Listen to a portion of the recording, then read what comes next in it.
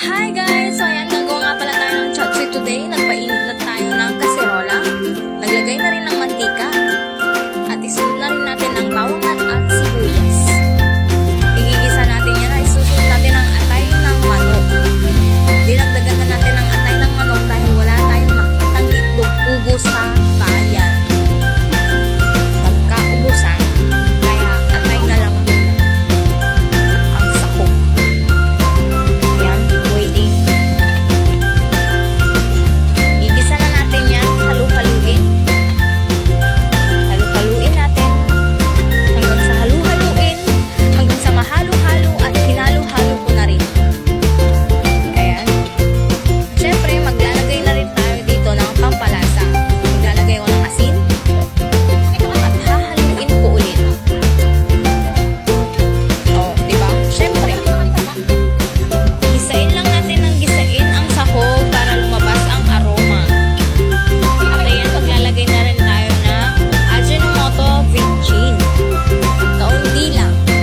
Kaunti lang ang ilalagay natin. At halu-haluin ng halu-haluin. Ayan.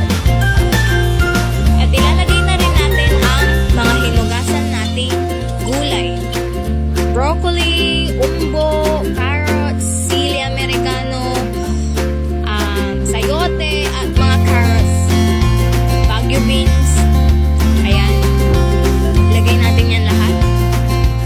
At saka natin halu-haluin. Ayan. Habang wala pang ano yan, hindi pa natin nilagyan ng tubig. Igisain muna natin. Saka natin lalagyan ng water. Ayan. Nilagyan na natin ng tubig. Another tubig. Haluin lang natin ng haluin para mag-combine lahat ng combine lahat. Ayan, kumulo na nga.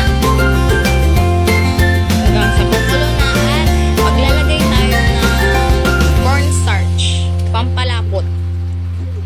Ayan, para talagang chapsuy na chapsuy ang dating. Ayan. Meron pang natira kaya sisimutin. Ayan. So, meron na tayong ulam. Happy eating! Well done! Thank you for watching. Mwah, mwah.